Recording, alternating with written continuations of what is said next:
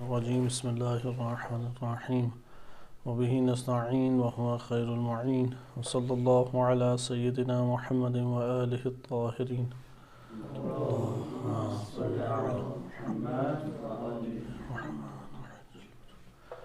الکافی سے کتاب التوحید اور اس کے احادیث کی شرح آپ کی خدمت میں ذکر کی جا رہی تھی. حدیث نمبر 3 کے اوپر ہم پہنچے تھے کہ جس میں امام صادق علیہ السلام ابن ابی العوجہ کے ساتھ ایک گفتگو کرتے ہیں اور ابن ابی العوجہ کے مختلف شبہات کا جواب دیتے ہیں. توحید کے باب میں یہ جو ہمارے پاس گفتگو آئی ہے یہ کئی عقلی استدلال کے اوپر مشتمل گفتگو ہے. ہم اس میں بعض کو ملاحظہ کریں گے اور بعض جس طریقے سے امام علیہ السلام نے جواب دیے ہیں اس کو انشاءاللہ دیکھیں گے. آپ کی خدمت میں پہلے یہ عرض کیا جا چکا ہے کہ جب بھی گفتگو ہوتی ہے تو مخاطب کو جواب دینے کے لیے یا تو عقلی استدلال پیش کیا جاتا ہے یا معاوضہ حسنہ ہے یا ہمارے پاس تیسری صورت مجادلہ حسنہ ہے. قرآن کریم میں ان تین کا تذکرہ موجود ہے. مجادلہ حسنہ میں ایسا معنی ذکر کیا جاتا ہے کہ جس سے مد مقابل لاجواب ہو جائے، وہ کوئی جواب نہ دے سکے، ساکت ہو جائے. لہذا امام علیہ السلام نے بعض جگہوں پہ نقضی دلیل دی ہے، یعنی اس کی بات کو خاموش کرنے کے لیے اسے ایک دلیل پیش کی ہے اور اس سے امام علیہ السلام کے کلام کی حقانیت اور صداقت سامنے آ جاتی ہے. اور ایک امام علیہ السلام نے جواب عقلی پیمانے پہ دیا ہے کہ اس کو شارحین نے تفصیلی طور پہ بیان بھی کیا ہے. واقعہ کچھ اس طریقے سے تھا، کیونکہ ہم واقعے کی طرف آتے ہیں اور یہاں پہ ہمارے پاس کلام طویل ہے. اس کتاب التوحید میں توحید کے مختلف دقیق معارف کے عنوان سے جو شارحین کی زبان انشاءاللہ آپ کی خدمت میں پیش کیا جائے گا. امام صادق علیہ السلام کے پاس ابن ابی العوجہ دوبارہ سے آیا اور ظاہراً یہ حج کے ایام تھے اور یہ بھی مکہ مکرمہ میں تھا. پہلے مدینہ گئے تو امام کے پیچھے پیچھے ممکن ہے کہ بلکہ یہ حج کے اوپر ہی امام سے ان کی ملاقات ہوئی اور یہ پورا گروہ تھا. اس گروہ زنادقہ کے جو رؤوسا شمار ہوتے تھے ان میں ابن ابی العوجہ ایک شخص تھا. اب اسی طرح عبداللہ ابن مقفع تھا. امام علیہ السلام کے پاس یہ چند افراد مل کے آتے تھے اور امام علیہ السلام ان سے کلام فرماتے تھے. ابن ابی عوجہ جب امام علیہ السلام کی خدمت میں آیا تو خاموش ہو کے بیٹھ گیا.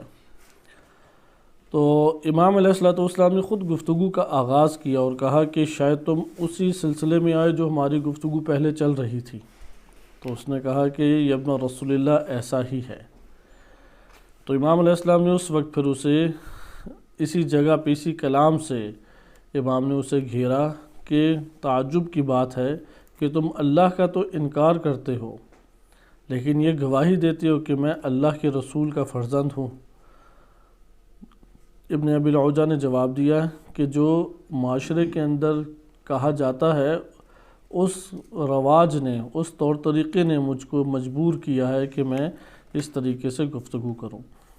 امام صادق علیہ السلام نے پھر ارشاد فرمایا کہ تمہیں کس چیز نے گفتگو کرنے سے منع کر دیا؟ میرے پاس خاموشی سے آ کے بیٹھ گئی، کیوں تم نے گفتگو شروع نہیں کی؟ تو اس نے کہا کہ آپ کی جلالت اور آپ کی ہیبت کی وجہ سے میں آپ کے سامنے آغاز نہیں کر سکا، اپنی زبان کھول نہیں سکا. اور میں نے بڑے بڑے علماء دیکھے ہیں، بڑے بڑے متکلمین سے میں نے مناظرے کیے ہیں، لیکن کسی کے ساتھ بھی ایسی ہیبت میرے وجود کی اوپر طاری نہیں ہوئی جیسی آپ کی ہیبت میرے اوپر طاری ہوتی ہے. تو امام علیہ السلام نے پھر خود سوال کیا کہ اگر ایسا ہی ہے تو میں سوال کرتا ہوں، اور امام پھر آگے سے ایک سوال اس کے سامنے امام نے پیش کیا اور فرمایا کہ اب مصنوع انت او غیر مصنوع، کیا تم بنائے گئے ہو یا بنائے نہیں گئے؟ دو باتوں سے تو خالی نہیں ہو سکتا تمہارا وجود. کائنات کا ہر وجود اسی طرح سے ہے. یا تم بنائے گئے ہو یا بنائے نہیں گئے۔ اس دور میں جو زنادقہ کے نظریات تھے اس کو ہمیں ان کلام کو سمجھنے کے لیے بہت ضروری ہے کہ ہم اسے سمجھیں کہ کیا وہ ایک تفکر رکھتے تھے۔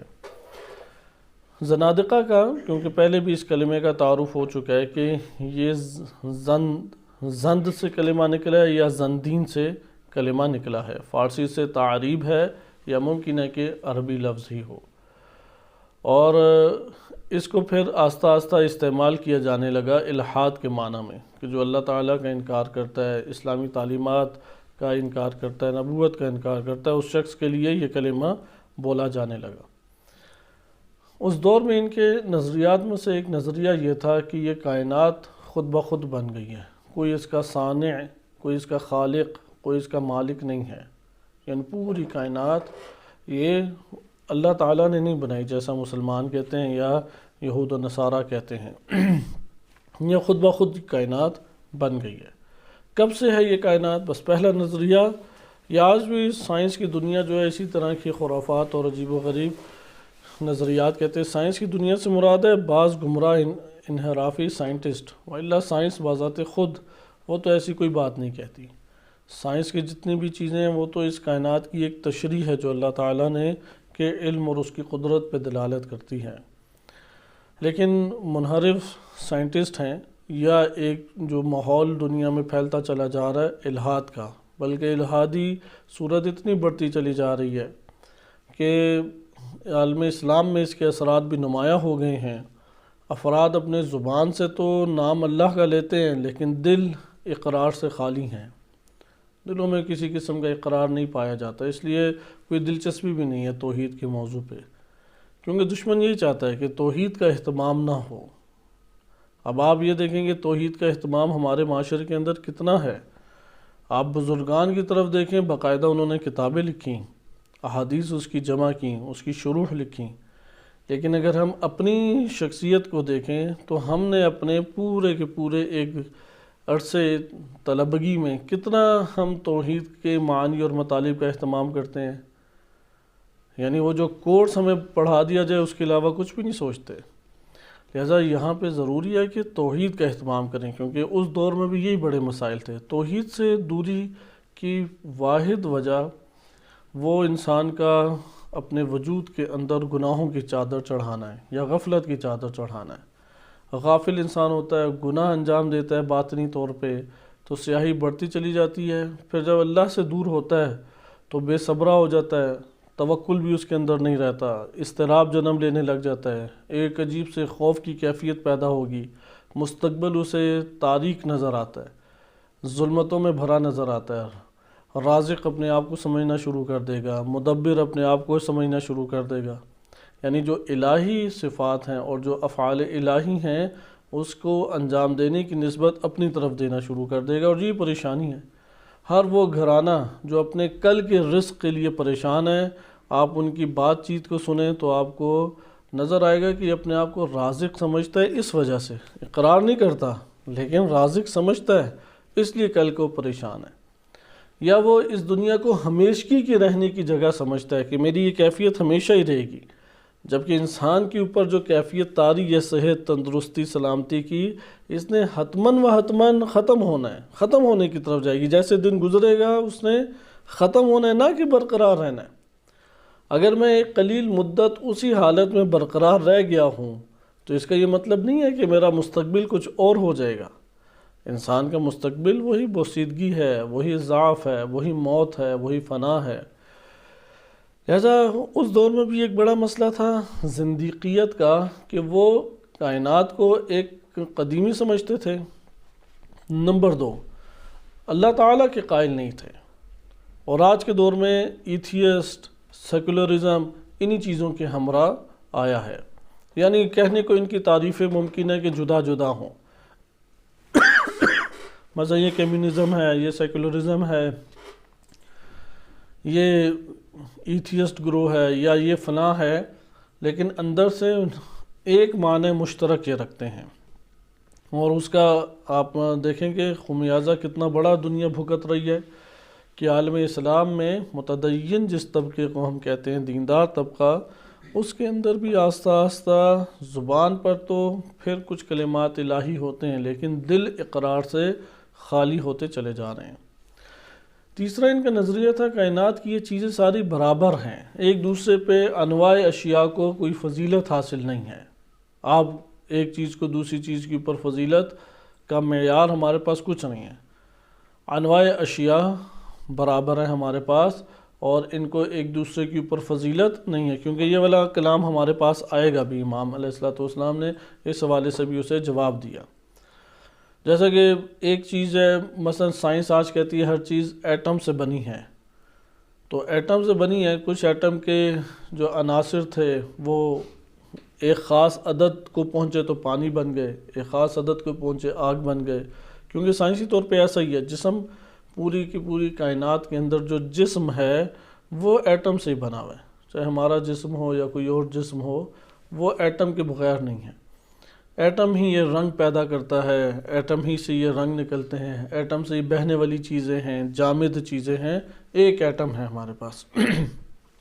اس کے عناصر کی تعداد کے اختلاف سے چیزیں بن جاتی ہیں۔ مثلا یہ دیوار جس سے بنی ہے اور پانی جس سے بنا ہے، دونوں بنیادی طور پہ الگ الگ چیزیں ہیں؟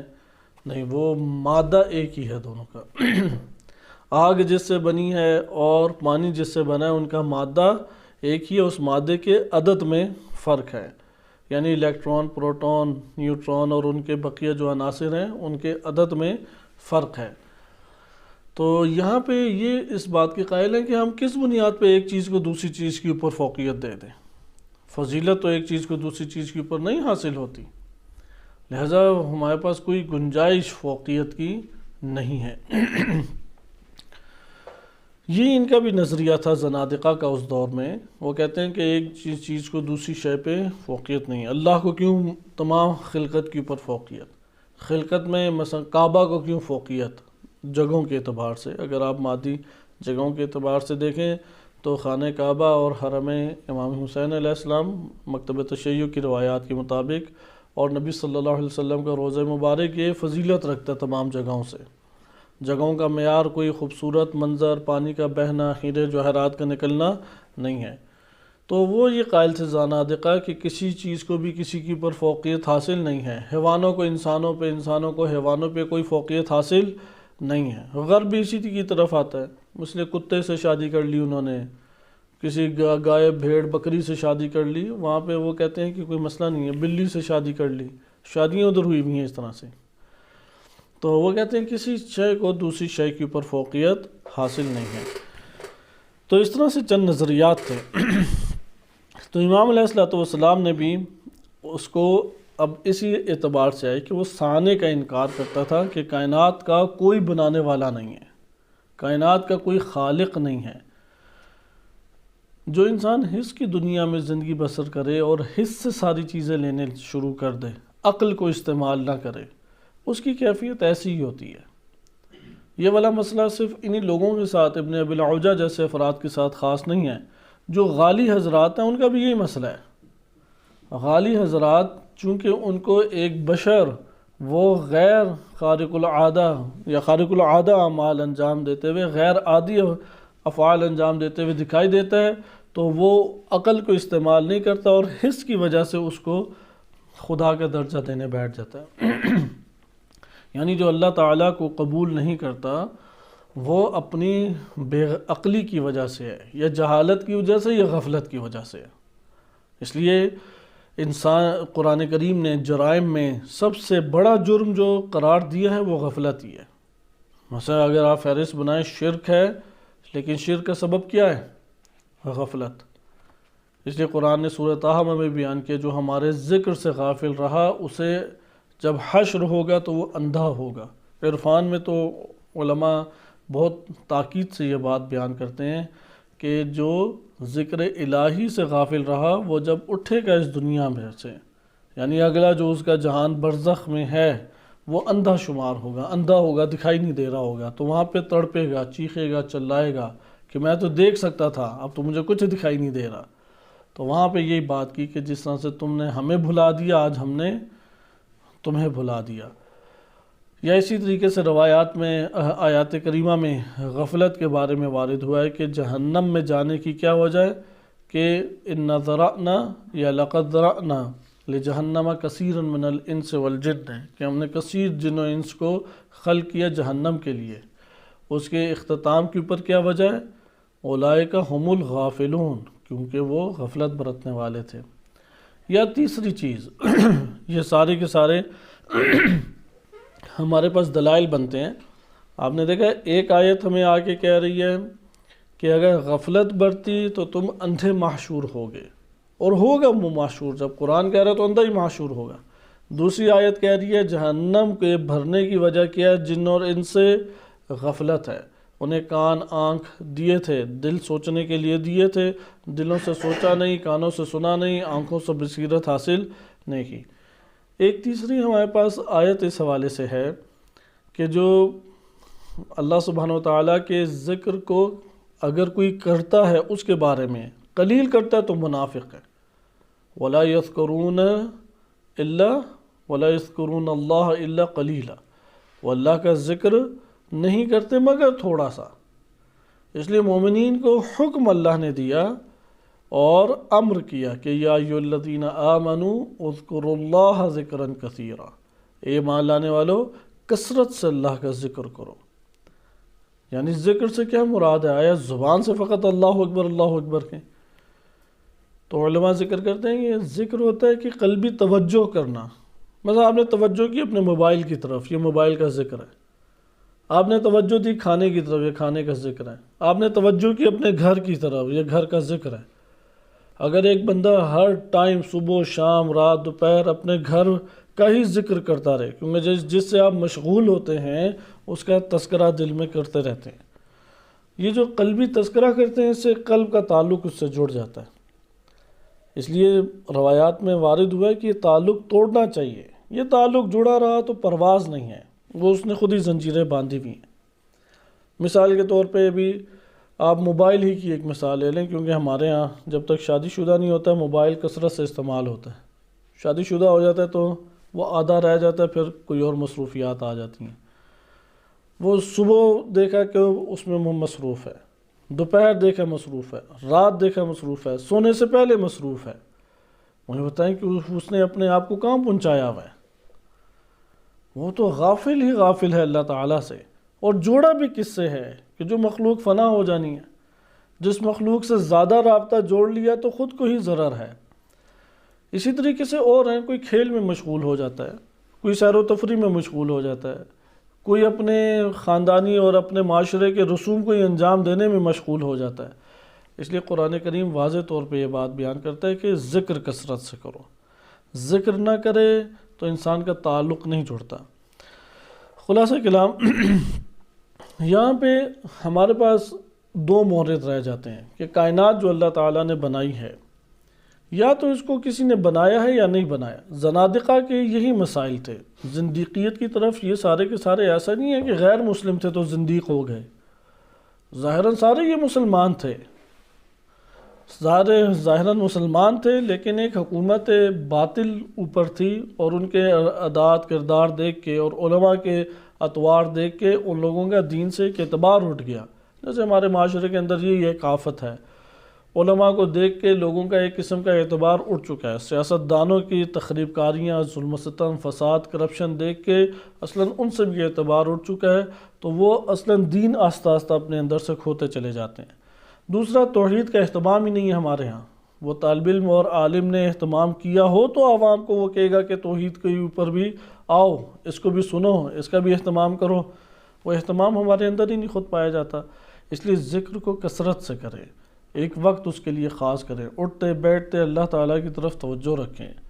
نعمت سامنے آئے، کھانا آئے تو کہیں کہ پروردگار کیا تو نے عظیم نعمت مجھے عطا کی ہے. بھوک اگر مٹ جائے شکر ادا کریں کہ پروردگار تیرا شکر ہے کہ تو نے یہ تکلیف مجھ سے دور کی ہے. دعاؤں کے کلمات بھی یہی ہیں کہ اگر آپ ان مناسبتوں سے دعاؤں کو پڑھیں. یہ تو ایک ہمارے درمیان میں ایک چھوٹی سی نصیحت ہو گئی جو قرآن کریم کی روشنی میں ہم سب کے لیے ہے. آئیں دوبارہ اس موضوع کی طرف کہ زنادقہ یہ کہتے تھے کہ کوئی صانع نہیں ہے، دنیا خود بخود ہے. تو امام علیہ السلام نے اسی سے شروع کیا کہ تم بتاؤ آیا تمہارا کوئی بنانے والا ہے یا نہیں؟ اس نے کہا کہ اب کہہ دیتا بنانے والا ہے پھر تو امام علیہ السلام کی بات کو ثابت کرنا پڑ جاتا. کہا کہ نہیں، میرا تو کوئی بنانے والا نہیں. اس کی ہم نے چونکہ عربی پہلے پڑھ چکی ہے اس لیے آپ کے سامنے صرف متن پڑھا جا رہا ہے. اس نے کہا بل انا غیر مصنوع، مجھے تو کسی نے نہیں بنایا. امام علیہ السلام نے فرمایا کہ چلو یہ مجھے بتا دو، اگر تم بنائے جاتے تو کیسے ہوتے تم؟ یعنی اگر تمہیں بنایا جاتا تو کیسے ہوتے؟ یہ تو نہیں بنائے گئے تو یہ ہے، اگر بنائے جاتے تو کیا ہوتے تم؟ تو یہاں پہ وہ حیران پریشان لاجواب ہو کے رہ گیا، اور لکڑی اس کے سامنے ایک تھی، اس لکڑی کے ساتھ مشغول ہوتے ہوئے. ہوتا ہے نا انسان پریشانی میں کھو جاتا ہے اپنی فکر میں، تو سامنے مثلا تنکا پڑا ہوا ہے، لکڑی پڑی ہوئی ہے، اسے چھیڑتے ہوئے کھیلتے ہوئے یا اسے کوئی نقش و نگار بناتے ہوئے گہری سوچ میں مبتلا ہوتا ہے اور کچھ نہ کچھ کہہ رہا ہوتا ہے. تو وہ یہ کہہ رہا تھا کہ طویل عریض عمیق قصیر، لمبا ہوتا ہے یا چوڑا ہوتا نہیں معلوم، طویل ہوتا ہے یا عریض ہوتا نہیں معلوم، متحرک ہوتا یا ساکن ہوتا، تمام کی تمام خلقت کی جو صفات ہو سکتی ہیں اس کے ذہن میں وہ بول رہا تھا. تو امام علیہ السلام نے فرمایا کہ اگر تم نہیں اس خلقت کی صفت کو نہیں جانتے، غیر صنعہ، یعنی یہ اس صفت کے علاوہ کسی اور، یعنی اس کے علاوہ تو تم نہیں جانتے، صحیح ہے؟ یہ جو صنعت صفت ہے، یہ جو خلقت ہے، اگر اس خلقت کے اوصاف کا تمہیں نہیں علم تو تم اس کا یہ مطلب ہے کہ اگر تم بالفرض تمہیں ایک چیز بنانے پڑ جاتی تو تم خود سے نہیں بنا سکتے. جب خود سے نہیں بنا سکتے کیسے تم یہ تصور کرتے ہو کہ اشیاء خود بخود بن چکی ہوں گی؟ یقیناً کوئی اس کا بنانے والا ہے. جب بنانے کے لیے تمہارے پاس قدرت موجود ہے یا تفکر موجود ہے یا ذہن موجود ہے، اگر تم تب نہیں صحیح طرح سے بنا سکتے تو یہ کیسے توقع رکھتے ہو کہ خود بخود چیزیں بن گئی؟ مثال کے طور پہ دونوں میں سے کون سی چیز جو ہے وہ زیادہ ضعیف ہے؟ ایک دفعہ ہے کہ آپ کا ہاتھ قلم چلاتا ہے اور لکھتا ہے، اور ایک دفعہ لکیریں عجیب و غریب سے پڑی ہوئی ہیں اور آپ کہتی ہیں کہ یہ خود بخود ہی سطریں بن گئی. دونوں میں سے کون سی بات عقلی طور پہ ضعیف ہے جو ہمیں معاشرے میں بھی دکھائی دیتی ہیں؟ یہ جو سطریں ہمارے پاس ہیں یہ خود بخود تحریر بن گئی ہو سکتا ہے، یا اس کا کوئی نہ کوئی عامل ہوگا، اور جو عامل ہوگا وہ عالم ہوگا یا نہیں؟ اگر عالم نہ ہو تو اتنا منظم کیسے بن سکتا ہے؟ جیسے امام علیہ السلام نے اسے کہا کہ ان کنت لم تعلم صفت الصنعت، اگر تم اس مخلوق اور خلقت کی صفت کے علم نہیں رکھتے تھے، کنت لم تعلم، اگر تم اس صفت کے نہیں رکھتے تھے، غیرہا یعنی اس صنعت کے علاوہ کسی اور صنعت کو نہیں تمہیں پتہ، تمہیں کسی اور خلقت کا ہی نہیں پتہ، فقط و فقط اس خلقت کا پتہ ہے اور کسی خلقت کا نہیں پتہ. صحیح ہے؟ مثلا کہتے ہیں نا لا الہ الا ہو، کوئی اس کے علاوہ نہیں ہے. صحیح ہے؟ یا ما الہ غیر اللہ، کوئی الہ اللہ کے علاوہ نہیں ہے، یا غیرہ، کہ اس کے علاوہ کوئی نہیں ہے. اسی طریقے سے ادھر بھی آپ اس عربی کے جملے کو سمجھیں کہ اگر تمہیں اس مخلوق کی صفت کا نہیں علم، غیرہ کہ اس کے علاوہ کوئی اور نہیں ہے، صرف یہی خلقت ہے جو تمہیں دکھائی دے رہی ہے، اور اس کے اوصاف کو تم نہیں جانتے، تو فَجْعَلْ نَفْسَكَ مَصْنُوعًا لِمَا تَجِدُ فِي نَفْسِكَ مِمَّا يَحْدُثُ مِنْ هَذِهِ الْأُمُورِ، تو تم اپنے آپ کو مصنوع قرار دو، کیونکہ مصنوع ہونے کے اعتبار سے تمہارے نفس کے اندر ہی امور وہ وجود میں آ رہے ہیں، حادث ہو رہے ہیں. ادھر ایک تشریح یہ بنتی ہے کہ ہم سابقہ جو درس میں پڑھ چکے ہیں، امام علیہ السلام نے ابن ابی العوجہ کو کون سی نشانیاں اللہ سبحانہ و تعالیٰ کی یاد دلائیں، بیرونی یا انفسی، اندرونی یعنی آفاقی، قرآن کی زبان میں آفاقی یا انفسی؟ انفسی. یہاں پہ بھی امام سے یہ کہہ رہے ہیں کہ لما تجد فی نفسک، تو نے اپنے نفس میں کیا دیکھا ہے، مما یحدث منہ هذه الامور، کہ ان امور میں سے، یعنی یہ جو اوصاف تو ذکر کرتا ہے ان میں سے تیرے وجود کے اندر چیزیں حادث ہو رہی ہیں، تیرے اندر یہ رونما ہو رہی ہیں، لہذا جب تو اپنے نفس کے اندر ایسے امور دیکھتا ہے کہ جو حادث ہو رہے ہیں تو اس وجہ سے تو اپنے آپ کو مصنوع قرار دے کہ پہلے نہیں تھا بعد میں ہوا ہے، کیونکہ جب آپ غیر مصنوع کہتے ہیں تو اس کا یہ مطلب ہے قدیمی ہے، ہمیشہ سے ہے، یہ کائنات ہمیشہ سے ہے، ہمیشگی رکھتی ہے۔ لیکن جب آپ مصنوع کہتے ہیں نہیں ہمیشہ نہیں ہے، کسی نے اس کو خلق کیا ہے، وجود دیا ہے، تو امام علیہ السلام نے فرمایا کہ تجھے تو پتہ ہی نہیں ہے کہ اوصاف خلقت ہیں کیا، تو کیسے ممکن ہے کہ تو ہمیشہ سے ہو اور تو نے اپنے آپ کو خود خلق کیا ہو؟ کیونکہ چند ہی ہمارے پاس رہ جاتے ہیں نا، اس کو آپ یہ کہہ لیں کہ قضیہ منفصلہ کی صورت میں بناتے ہیں کہ یہ جو خلقت ہے، یا تو یہ خلقت اس کو کسی بنانے والے نے بنایا ہے یا یہ خود بنی ہوئی ہے۔ یہ جو خود بنی ہوئی ہے اس کے اوپر وہ ہے کہ خود بننے سے کیا مراد ہے، یعنی یہ اپنی خود ہی خلقت نے اپنے آپ کو خود ہی ایجاد کیا ہے، صحیح ہے، یہ ہمیشہ سے ہے، ان دو کے علاوہ ہمارے پاس دائرہ کار نہیں رہتا۔ اچھا، آپ اس حصے کو لے لیتے ہیں کہ یہ خود بخود بنا ہے۔ اگر یہ خود بخود بنا ہے تو جو صانع ہوتا ہے، جس نے اپنے آپ کو خود وجود دیا ہے، وہ تو اپنی معلومات رکھتا ہے کہ میری کیا اوصاف ہیں، میری کیا صفات ہیں، میں کس طریقے سے خلق ہوا ہوں۔ تو یہاں پہ امام علیہ السلام نے فرمایا کہ دیکھو تم اپنے نفس کے اندر وجود دو تو تمہارے اندر کوئی صانع ہے، کوئی مخلوق خالق ہے جو مخلوق کے اندر اپنے آثار کو برپا کر رہا ہے، یہ چیزیں تم واضح طور پہ اپنے وجود میں دیکھتے ہو۔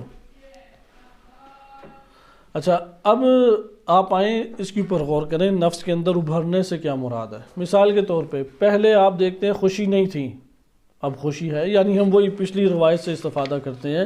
پچھلی روایت میں کیا تھا کہ خوشی ہے، اب غضب میں تبدیل ہو گئی۔ کس نے غضب میں تبدیل کیا؟ بڑا محکم ارادہ اور عزم کیا ہوا تھا، وہ عزم کسی نے آ کے توڑ دیا، آپ نے خود تو نہیں توڑا۔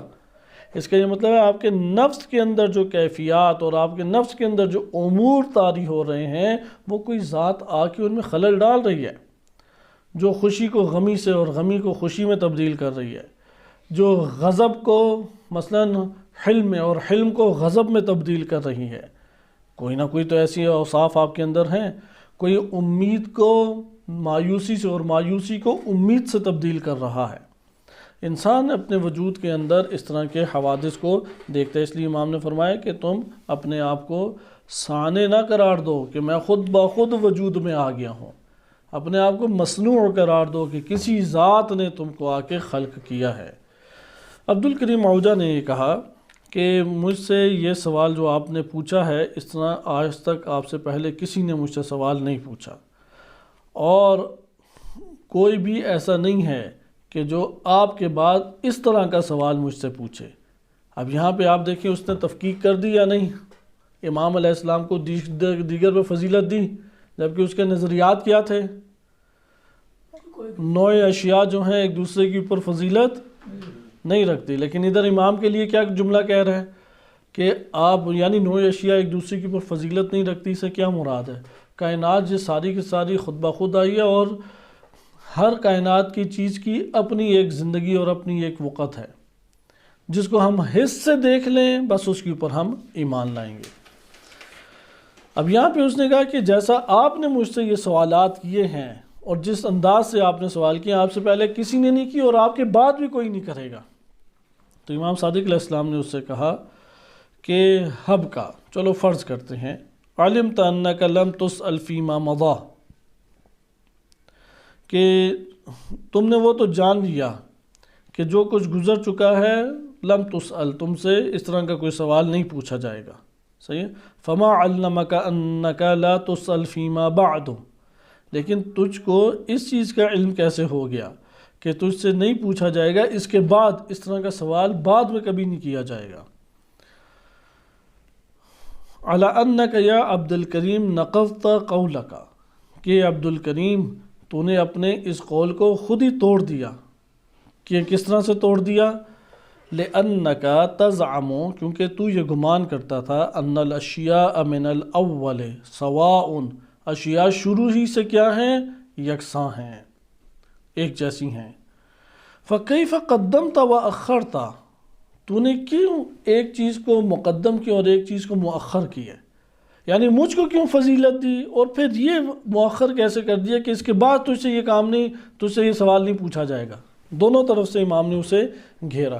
ایک تو یہ کہ تو نے یہ کہا کہ مجھ جیسا جو میں نے سوال کیا، مجھ جیسا سوال تجھ سے کسی نے آج تک نہیں کیا، تو نے مجھ کو دوسروں کے اوپر فضیلت دی یا نہیں، مقدم کیا مجھے، جبکہ تو کہتا تھا اشیاء کی ساری کائنات کی ساری چیزیں یکساں ہیں، تو کس بنیاد پہ تو نے مجھ کو دوسروں پہ مقدم کیا؟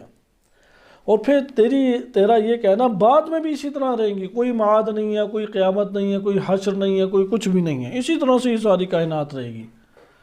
تو پھر تو نے جو مؤخر کیا، اگر تیری نظر میں تو بعد میں بھی اسی طریقے سے ہے، لیکن کیوں مستقبل کے بارے میں اپنی یہ خبر دے رہا ہے کہ اس جیسا کوئی تجھ سے سوال نہیں کرے گا؟ ادھر تو نے مؤخر کیا کہ تیرے بعد والے جو امور ہیں اس میں کوئی بھی تجھ سے اس طرح کا سوال نہیں کرے گا۔ فَكَيْفَ قَدَّمْتَ وَأَخَّرْتَ، تو نے کیسے تقدیم دی، مقدم کیا، کیسے تو نے مؤخر کیا؟ ثم قال یا عبد الکریم ازیدک وضوحا، اے عبد الکریم میں تو یہ مزید واضح کر کے بتاتا ہوں۔ اَرَأَيْتَ لَوْ كَانَ مَعَكَ كِيسٌ فِيهِ جَوَاهِرٌ، تیرے پاس ایک تھیلا ہو جس میں مختلف قسم کے جواہر بھرے ہوئے ہیں، مختلف قسم کے جواہر بھرے ہوئے ہیں۔ فقال لك قائل، تو کہنے والا تجھ سے کہتا ہے، هل فی الکیس دینار، کیا اس تھیلے میں دینار ہیں؟ فنفیت کون الدینار فی الکیس، تو نفی کر دیتا ہے کہ نہیں اس تھیلے میں دینار نہیں ہے۔ فقال لك، تو وہ کہنے والا تجھے کہتا ہے، صف لی الدینار وکنت غیر عالم بصفاته، اچھا چلو تم مجھے دینار کے اوصاف ہی بتا دو۔ کوئی ہم سے پوچھتا ہے نا سونے کے، تو ہم کہتے ہیں ہاں یہ سونا ہے، کوئی کہتا ہے اچھا سونے کی ذرا خصوصیات بتائیں، تو ادھر اس نے امام علیہ السلام فرماتے ہیں کہ سونے کے وہ تجھ سے پوچھتا ہے اوصاف، کیونکہ اس میں تو جھگڑا ہو گیا، جواہر ہے یا دینار، تو تم نے نفی کر دی کہ اس تھیلے میں دینار نہیں ہے۔ تو وہ کہنے والا پھر پوچھتا ہے کہ اچھا چلو دینار کے اوصاف ہی مجھے بیان کر دو، خصوصیات بیان کر دو، دینار کیسا ہوتا ہے، جبکہ تم اس کی صفت سے عالم نہیں ہو، اس کی صفت سے جاہل ہو، نہیں جانتے کہ اس کی صفت کیا ہے۔ یہاں پہ بھی نا حکمت ہے، آپ دیکھیں غیر عالمین، جاہل اور غیر عالمین دونوں مساوی ہیں یا نہیں؟ اس کا یہ مطلب ہے کہ ایک نوع ادب کی رعایت امام علیہ السلام ان ملحدین سے بھی کرتے تھے، جب گفتگو کریں تو مجادلہ حسنہ اسی کا نام ہے، بیجا طور پہ الزام تراشی کرنا، بیجا طور پہ اہانت کرنا، یا بیجا طور پہ اس کو برے القاب سے پکارنا، یہ خوشائن چیز نہیں ہے، اس کی رعایت ہونی چاہیے۔ اس لیے امام فرماتے ہیں کہ وَكُنْتَ غَيْرَ عَالِمٍ بِصِفَاتِهِ، جبکہ تم اس دینار کے اوصاف اور خصوصیات سے جاہل تھے۔ هَلْ كَانَ لَكَ أَن تَنْفِيَ كَوْنَ الدِّينَارِ عَنِ الْكِيسِ وَأَنْتَ لَا تَعْلَمُ، کیا ایسا تیرے لیے جائز ہے کہ تو اس تھیلی میں یا اس چھوٹی سی جو تھیلی موجود ہے اس کے اندر جو دینار موجود ہے تو اس کی نفی کر دے، جبکہ تجھے اس کا علم ہی نہیں ہے، نہ دینار کا علم ہے کہ اس میں ہے یا نہیں، نہ دینار کی خصوصیات کا علم ہے کہ وہ خصوصیات کیا ہیں، تو کیا تیرے لیے یہ صحیح ہے کہ تو انکار کر دیں؟ یعنی آپ خود سوال کے اوپر غور کریں، یہ بہت اہم سوال ہے۔ مثلا ایک بندے کے پاس ایک تھیلی ہے جس میں جواہر ہیں، اب اس کے اندر جواہر کیا ہوتے ہیں؟ قیمتی چیزیں، ہیرے ہیں، سونے ہیں، چاندی ہے، کچھ بھی ہو سکتا ہے۔ تو کہنے والا آپ سے سوال کرتا ہے اس کے اندر سونا ہے، آپ دینار چھوڑ دیں، دینار سونے کا ہوتا ہے، درہم چاندی کا ہوتا ہے، آپ سونا کہہ لیں، آپ کہتے ہیں کہ اس کے اندر آپ سے سوال پوچھا جائے اس میں سونا ہے، یہ پتہ جواہر ہیں، سونا ہے، آپ کہتے ہیں نہیں اس میں سونا نہیں ہے، اس کے اندر گولڈ موجود نہیں ہے۔ وہ پوچھے گا اچھا اس میں گولڈ موجود نہیں ہے تو کیوں نہیں ہے گولڈ موجود، تمہیں کیسے پتہ لگا؟ یا اگر گولڈ موجود نہیں ہے چلو تو تم مجھے بتا دو، خصوصیات ہی بتا دو، گولڈ ہوتا کیسا ہے جو تم نے اندازہ لگا لیا کہ اس میں ہے یا نہیں۔ تو امام یہاں پہ اب اسے بیان کر رہے ہیں کہ جب تمہیں یہ پتہ ہی نہیں کہ اس تھیلے کے اندر کیا ہے، اور اس جو اندر چیزیں ہیں اس کی خصوصیات کی ہیں، یا جس کا تم انکار کر رہے ہو اس کی خصوصیات کی ہیں، اس کا تمہیں علم ہی نہیں ہے، تو کیا تمہارے لیے جائز ہے یہ روش اختیار کرنا؟ تو اس نے کہا کہ قال اللہ، یہ تو صحیح نہیں ہے کہ میں کیسے، اس کے اندر کیا ہے مجھے نہیں پتہ، یہ پتہ ہے کچھ ہے، اب وہ سونا ہے یا سونا نہیں ہے میرے علم میں نہیں ہے، پھر سونے کی کیا خصوصیات ہوتی ہیں یہ بھی میرے علم میں نہیں ہے، یا کیوں میں نے یہ بات کی تو اس کے بارے میں میرے علم میں نہیں ہے۔ تو قال اللہ، فقال ابو عبداللہ علیہ السلام، امام صادق علیہ السلام نے فرمایا، فالعالم اکبر و اطول و اعرض من الکیس، اس تھیلے سے کئی گنا بڑا، طویل اور عریض اور چوڑا ہے یہ عالم، تو اس عالم کا کس طرح سے انکار کر دیتا ہے؟ یعنی تجھ کو اس کا پتہ ہی نہیں، مثلا عالم برزخ ہے، عالم قیامت ہے، یہ عوالم ہیں یا نہیں؟ اسی طرح عالم مادہ میں بہت ساری چیزوں کا تجھ کو پتہ ہی نہیں ہے، تو کس طریقے سے ایک کلام کرتا ہے اور اعتقاد کو قائم کر کے بیان کر دیتا ہے؟ جیسا کہتے ہیں فعل فی العالم صنعۃ من حیث لا تعلم صفۃ صنع من غیر صنع، ہو سکتا ہے کہ اس کائنات کے اندر کوئی ایسی خلقت موجود ہو کہ جس کو تو نہیں جانتا، یعنی اس خلقت کی صفت کو نہیں جانتا، سوائے اس صنعت کے علاوہ یا اس خلقت کے علاوہ اس کی صفت کو تو نہیں جانتا۔ اب عبد الکریم، یعنی تیرے پاس یہ جو تیرے اعتقادات ہیں کہ اس جہان کے بعد کوئی اور جہان نہیں ہے، اور یہ جہان اس طریقے سے ہے، بس جتنا حص دیکھ رہی ہے اس سے باہر نہیں ہے، اس کے علاوہ نہیں ہے جو حص دیکھ رہی ہے، تو ادھر بھی حص نہیں دیکھ رہی اس کے اندر کیا ہے، لیکن ادھر اگر تو انکار کر دیتا ہے کہ ادھر سونا نہیں ہے تو یہاں پہ تو جھوٹا کہلاتا ہے، لیکن اس کائنات کے بارے میں اپنے آپ کو کیسے حق دیتا ہے کہ تو اپنی زبان دراز کرے اور یہاں پہ چیزوں کا انکار کرے؟ مثلا برزخ کی کائنات کا، کائنات قیامت کا، یا اسی کائنات کے اندر جو تیرے حواس میں چیزیں نہیں آئی ان کا انکار کریے، کیوں ایسا ہو سکتا ہے؟ تو یہاں پہ اب وہ چپ ہو گیا، فانقطع عبد الکریم، وہ خاموش ہو گیا، وَأَجَابَ إِلَى الْإِسْلَامِ، بعض ارد اس کے جو بیٹھے ہوئے تھے بعض اصحاب ہی، وہ اسلام کو انہوں نے جواب دیا اور اسلام قبول کیا، وَبَقِيَ مَعَهُ بَعْضٌ، جبکہ بعض دیگر تھے زنادقہ، وہ عبد الکریم ابن ابی العوجہ کے ساتھ رہی، ملحد ہو کے مرا، آخر یعنی ہر جگہ ذلیل و خوار ہوا، لاجواب ہوا، لیکن اسلام نہیں لایا۔ تو اس کے ساتھ بعض افراد رہ گئے، فعاد فی الیوم الثالث، تیسرے دن پھر امام صادق علیہ السلام کے پاس آئے۔ حقیقت میں جو روایت ہے پہلی، دوسری اور تیسری، یہ ایک ہی تسلسل ہے، دوسری روایت کو وہ طولانی نہ ہو جائے، دو حصوں میں تقسیم کر دیے۔ تو تیسرے دن پھر وہ آئے اور آ کے انہوں نے کہا اقلب السوال، اب ابن ابی العوجہ نے ابتدا کی، میں سوال کو پلٹتا ہوں، تبدیل کرتا ہوں۔ فقال له ابو عبداللہ سل عما شئت، پوچھو جو تم پوچھنا چاہتے ہو۔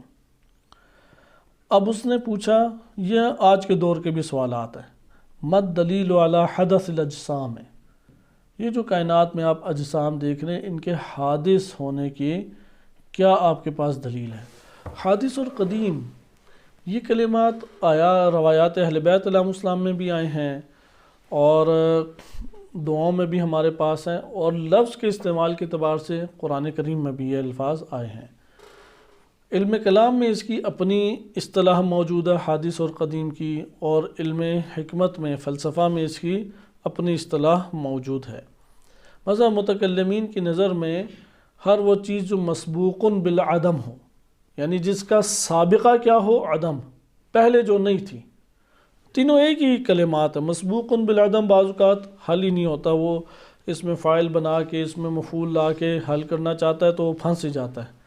سابقہ، اس نے سبقت کی، وہ پہلے تھا، سابق پہلے ہونے والا، مسبوق جسے پہلے کیا گیا ہے، مسبوق بالعدم، تو وہ انسان تھوڑا گیچ ہو کے رہ جاتا ہے۔ مختصر مسبوق بالعدم سے کیا مراد ہے؟ شے جو پہلے وجود نہیں رکھتی تھی پھر ہوئی، اس کو کیا کہتے ہیں؟ مسبوق بالعدم۔ متکلمین کا نظریہ یہ ہے کہ اللہ سبحانہ و تعالیٰ کے علاوہ ہر شے مسبوق بالعدم ہے، اس کا سابقہ عدم ہے، پھر وہ وجود میں آئی۔ فلاسفہ اس کے اوپر اعتراض کرتے ہیں اور وہ حدوث زمانی اور حدوث ذاتی کی بات کرتے ہیں، یا قدیم ذاتی اور قدیم زمانی کا نظریہ پیش کرتے ہیں، ان کی اصطلاح کو ہم بعد میں دیکھیں گے۔ اس جگہ پہ اس کی مراد بھی یہی ہے کہ عدم سے ایک چیز، یعنی اس حد تک تو حدوث میں کسی کو اختلاف نہیں ہے کہ حدوث کی تعریف کیا ہے۔ حدوث کی تعریف میں سارے متفق ہیں، چاہے وہ عالم اسلام میں علماء ہوں یا غیر از علماء ہوں۔ حادث یعنی جو نہیں تھا اب رونما ہوا، یہ کلمہ اردو میں بھی استعمال ہوتا ہے اتفاق سے، تو اردو میں بھی اسی معنی میں استعمال ہوتا ہے۔ اب حادثہ کسے کہتے ہیں؟ جو ابھی رونما ہوا، پہلے تھا؟ پہلے تو صحت مند تندرست گاڑی جا رہی تھی، اب وہ ساری مثلا ایک خراب حالت میں پڑی ہوئی ہے، تباہ صورت میں پڑی ہوئی ہے، تو آپ کہتے ہیں یہ حادثہ ہو گیا۔ کیا مطلب؟ یہ جو تباہی کا منظر ہے یہ پہلے نہیں تھا، اب آیا۔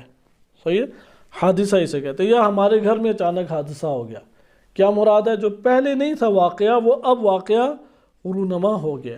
لیکن ہمارے یہاں اسے صرف منفی چیزوں کے لیے استعمال اردو میں کیا جاتا ہے۔ صحیح ہے، حوادث ہے، حادثات ہیں، یعنی جو وہ ناگوار واقعات جو پہلے تو جنم نہیں لیے ہوئے تھے اب جنم لے گئے، لیکن اصل معنی برقرار ہے۔ ادھر بھی اسی طریقے سے ہے کہ آپ کے پاس یہ کیسے ہے کہ اجسام پہلے نہیں تھے بعد میں ہوئے؟ ہمیں تو جب سے آنکھ کھولی ہے اسی طرح سے نظر آ رہا ہے، ایسا ہے یا نہیں؟ جب سے ہم نے آنکھ کھولی ہے سورج اسی طرح حرکت دکھائی دیتا ہے یا نہیں کرتا ہوا؟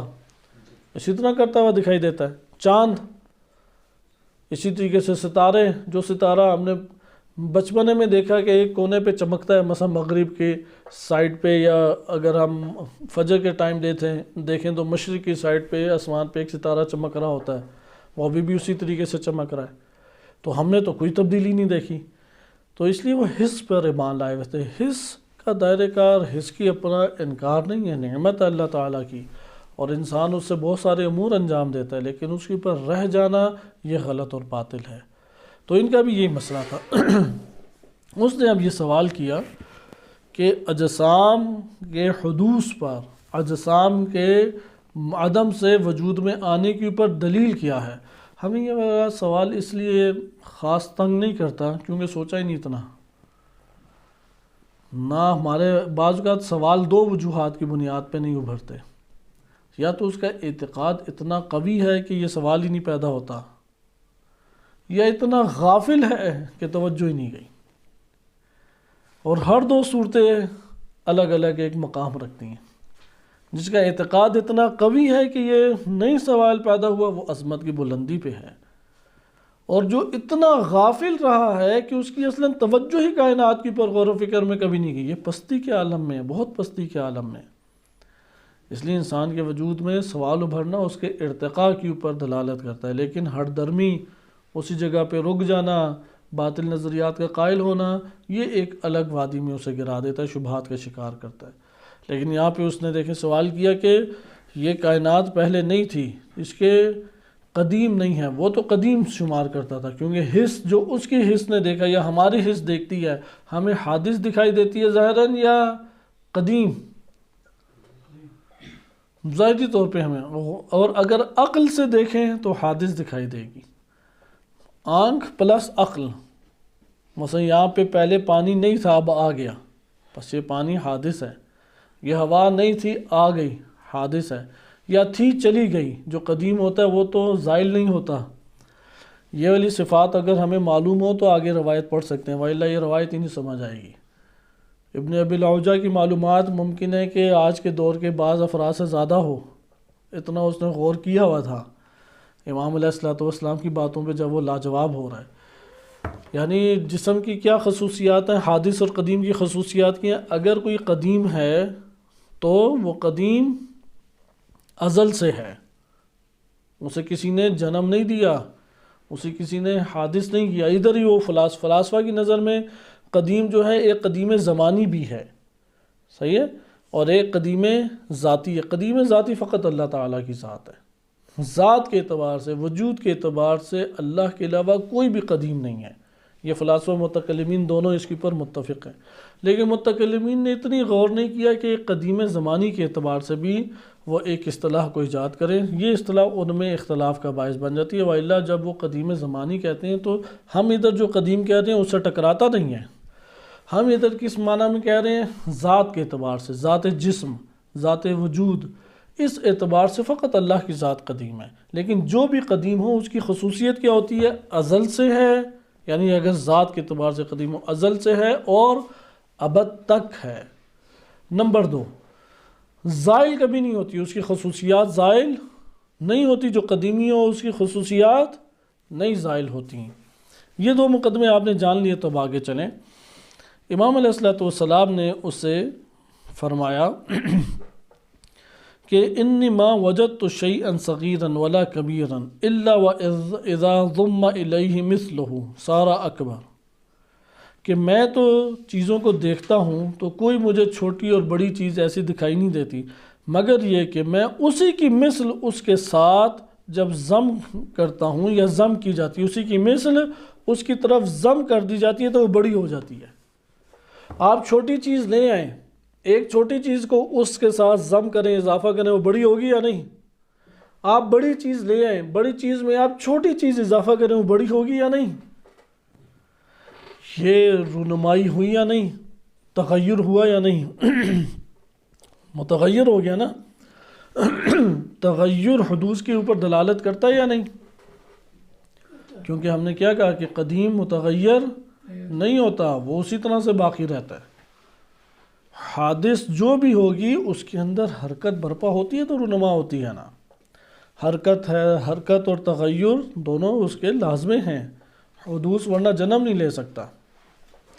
یہاں پہ امام علیہ الصلوۃ والسلام نے فرمایا، اس نے پوچھا کہ کیسے آپ کو کیسے پتہ لگے سارے اجسام حادث ہیں؟ تو امام نے کیا دلیل دی؟ مجھ کو تغیر سے پتہ لگا، اس لیے ہم کیا وہ قیاس بناتے ہیں اقترانی حملی، العالم حادث وکل حادث متغیر، العالم متغیر، کیوں یعنی اس کا یہ مطلب ہے کہ وہ قدیم نہیں ہے، حادث ہے۔ وکل متغیر حادث، العالم متغیر، عالم میں تغیر ہے، احسنت، العالم متغیر، کائنات جو ہے اس میں تغیرات برپا ہیں۔ مثلا ابھی آپ سورج، چاند، ستارے دیکھیں، ابھی جیسے میں مثالیں دے رہا تھا کہ پانی رک جاتا ہے، خشک ہو جاتا ہے، پھر بہنے لگتا ہے، تغیر ہے یا نہیں؟ ہوائیں تیز چلتی ہیں، آہستہ چلنے لگ جاتی ہے، زمین ہلتی ہے، ساکن ہو جاتی ہے، کائنات کے اندر پودا ہے وہ کومپل بنتا ہے، پھول بن جاتا ہے، مرجھا کے گر جاتا ہے، خزاں آتی ہے، بہار آتی ہے، تغیر عالم میں ہے یا نہیں؟ اور ہر متغیر کیا ہے؟ حدوث کی اوپر علامت ہے کہ یہ ابھی رونما ہوا ہے، پہلے رونما نہیں ہوا۔ مثلا ابھی سورج اوپر نکلا ہوا ہے، جب غروب ہو جائے گا، غروب ابھی رونما ہوا ہے یا نہیں؟ اب بعد میں رونما ہوگا نا۔ یہ جب رونما ہوگا، جب ظاہر غروب ہوگی یا رات ظاہر ہوگی، یہ حادث ہے یا نہیں؟ یہ حدوث ہو گیا۔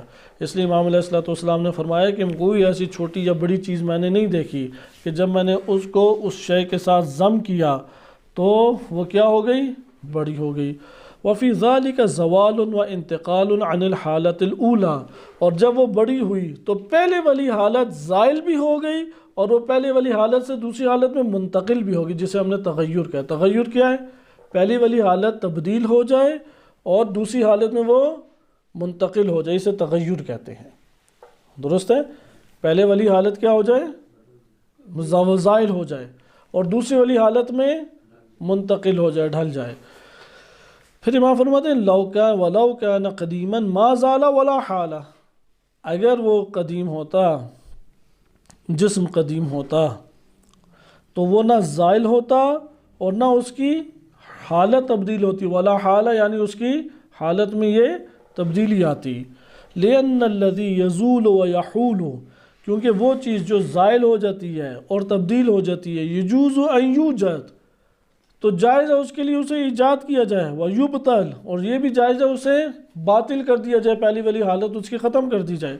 فَيَكُونُ بِوُجُودِهِ بَعْدَ عَدَمِهِ دُخُولٌ فِي الْحَدَثِ، تو اس طریقے سے وہ اپنے وجود کے ذریعے سے، اپنے عدم کے بعد اپنے وجود کے ذریعے سے حدث میں کیا رونما ہونے میں یا واقع ہونے میں داخل ہو گیا۔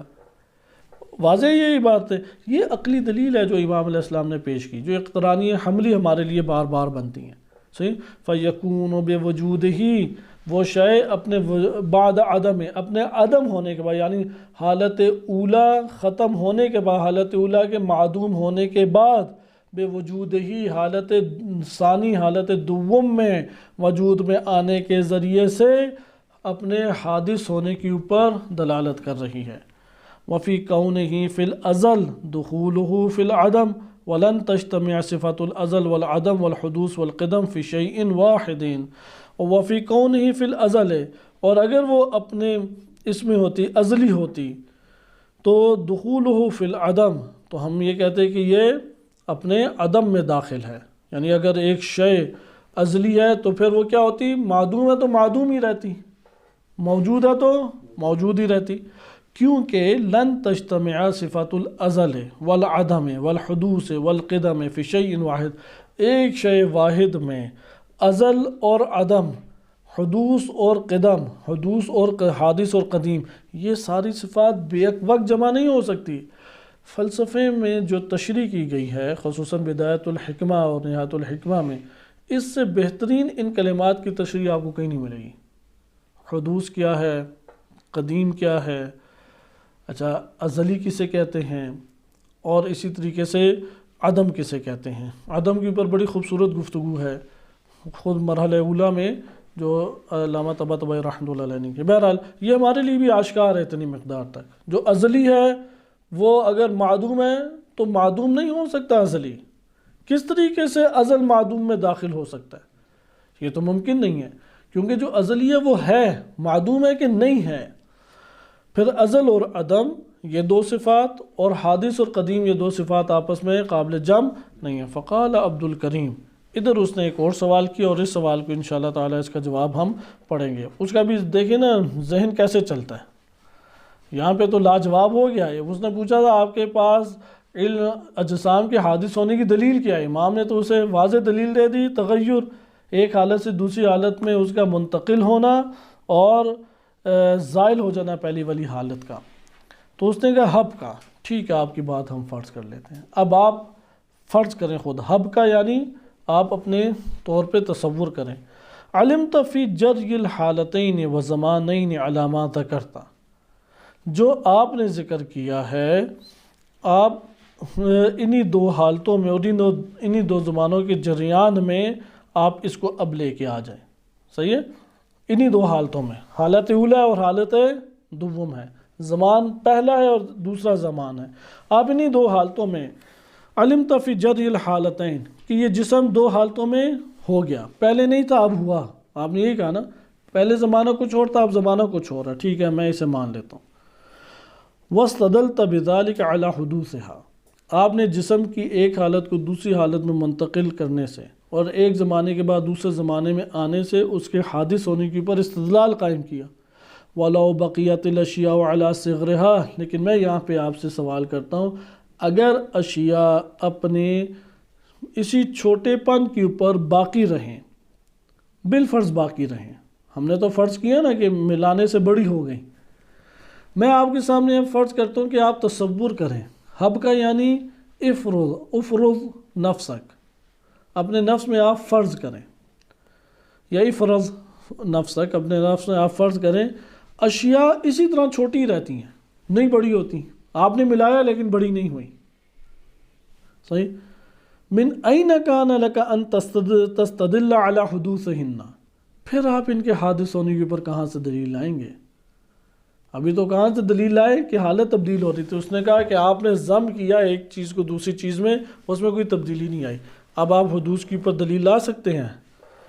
فقال العالم، عالم علیہ السلام، امام صادق علیہ السلام نے جواب دیا، پہلے نقضی جواب دیا، اور جو حلی جواب ہے وہ ہم کل پڑھیں گے۔ انما نتکلم علی ھذا العالم الموضوع، ہم جو گفتگو کر رہے ہیں وہ یہی ہے کہ جو یہ وضع ہوا وہ ہمارے سامنے عالم ہے، جو یہ خلق ہوا وہ عالم ہے، ہم تو اس کی بات کر رہے ہیں۔ اس کائنات میں تو اسی طرح ہے، چیز کو دوسری چیز سے ملاتے ہیں، اس کی حالت تبدیل ہو جاتی ہے، صحیح، اس کا تبدیل ہونا علامت ہے، ایک حالت سے دوسری حالت میں منتقل ہونا اور تبدیل ہونا، اور یہ دونوں خصوصیات ہیں حدوث ہی۔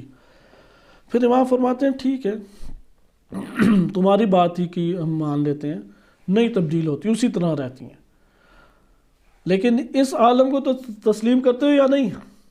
ہمیں پھر تمہاری بات کو فرض کرنے کے لیے مجھے یہ عالم تبدیل کرنا پڑے گا، فرض ایک اور عالم کرنا پڑے گا یا نہیں؟ ایک ایسا عالم جس میں ایک چیز کو ساتھ میں دوسری چیز کو ضم کرتا ہوں یا جمع کرتا ہوں یا ملاتا ہوں، اس میں کوئی اضافہ نہیں ہوتا، یہ کرنا پڑے گا یا نہیں؟ فَلَوْ رَفَعْنَاهُ، اگر ہم اس عالم کو رفع کر دیں، ہٹا دیں، وَوَضَعْنَا عَالَمًا آخر، اور دوسرے عالم کو لے آئیں، كَانَ لَا شَيْءَ أَدَلَّ عَلَى الْحَدَثِ مِنْ رَفْعِنَا إِيَّاهُ وَوَضَعْنَا غَيْرَهُ، تو کوئی شے اس سے بڑھ کر حدوث پہ دلالت کر سکتی ہے کہ تم نے پورے عالم کو ہی تبدیل کر دیا؟ یہ تو پہلے ایک چیز کو تبدیل تھا، اب تو تم مجھے کہہ رہے ہو پورے عالم کو تبدیل کر دو، تو یہ اس سے بڑھ کر کوئی ہے حدوث پہ دلیل؟ اب بالکل ہی خاموش ہو گیا. یعنی یہ تو بہت بڑی دلیل ہوگی نا، تم پورے عالم کو تبدیل کر کے ایک اور نیا عالم فرض کر رہے ہو جہاں پہ یہ والی چیزیں متغیر اور تبدیل نہیں ہوتی. وَلَكِنْ أُجِيبُكَ مِنْ حَيْثُ قَدَّرْتَ أَن تُلْزِمَنَا، پھر امام کہتے نہیں، میں تمہیں ایک پھر تفصیلی بھی جواب دیتا ہوں. جو تم نے چاہا ہے کہ تم نے میرے لیے جو تقدیری طور پہ فرض کیا ہے اور میرے لیے اس فرض کو لازم قرار دیا ہے، میں اس کے اعتبار سے بھی تمہیں جواب دیتا ہوں. ثم ان الاشیاء لو دامت علی صغرها، کہ اگر یہ اشیاء اپنے اسی چھوٹے پن میں دائمی طور پہ رہیں، لکان فی الوہم، وہم سے مراد ادھر عقل ہے. یہ آپ یاد رکھیں، یہ جو کتاب التوحید میں اکثر بیشتر جگہ، بقیہ جگہوں پہ نہیں، کتاب التوحید میں عقائدی ہمارے پاس جو روایات اہل بیت علیہ السلام میں، ادھر جب کلمہ وہم آتا ہے تو اس سے تصور عقلی و ذہنی مراد ہے. درست ہے؟ تو اس کو انشاءاللہ تعالی ہم اگلے درس میں پڑھیں گے. صلی اللہ علیہ سیدنا محمد و آلہ طاہرین.